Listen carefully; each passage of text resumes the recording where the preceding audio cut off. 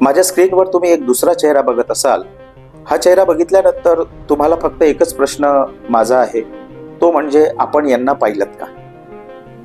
आणि डोक्याला ताण न देता मी तुम्हाला अगदी सहजपणे समजावून सांगतो की हे व्यक्ती जे आहेत ते चंद्रपूर महानगरपालिकेचे विरोधी पक्षनेते होते. 2017 ते 22 या दरम्यान ते चंद्रपूरचे विरोधी पक्षनेते होते.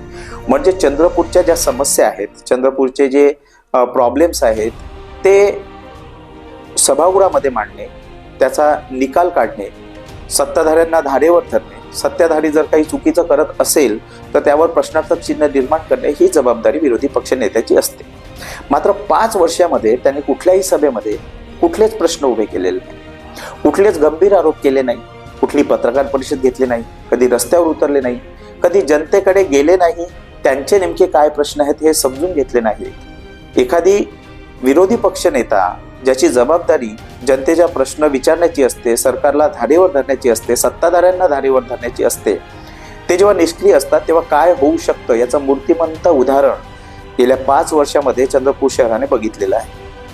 त्यामुळे इतक्या पद्धतीच्या घोटाळ्यांचे आरोप, आणि यासाठी तुम्हाला रॉकेट सायन्स समजण्याची गरज नाही. तुमच्या आजूबाजूला नेमकं काय घडतं, रस्ते कसे आहेत, नाल्या कशा आहेत, सौंदर्यीकरणाच्या संदर्भामध्ये काय गोष्टी होत आहेत, खरंच आपलं शहर जे आहे ते विकासाच्या दृष्टीने पुढे अग्रेसर होत आहे का, हे तुम्ही आम्ही अत्यंत सहजपणे समजू शकतो.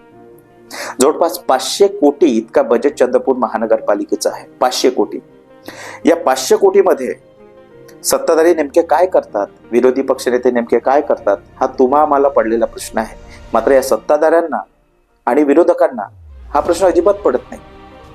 आता तुम्हाला वाटत असेल की सुरेश महाकुलकर यांना पुन्हा एकदा उमेदवारी दिली असेल तर काँग्रेस पक्षाने सध्या ती नाकारलेली आहे. पण त्यांचं धाडस बघा, यानंतर देखील त्यांनी पक्षाची उमेदवारी मागण्याचा प्रयत्न केला. त्याही पलीकडे जाऊन मी तुम्हाला सांगतो की हे गृहस्थ ज्यावेळेस चंद्रपूर नगर परिषद होती त्यावेळेस नगराध्यक्ष देखील राहिलेले आहेत. या दरम्यान मध्ये त्यांनी काय नेमकी विकासाची कामे केली असतील, नेमके काय प्रश्न मार्गी लावले असतील, हे सहज समजण्यासारखी गोष्ट आहे.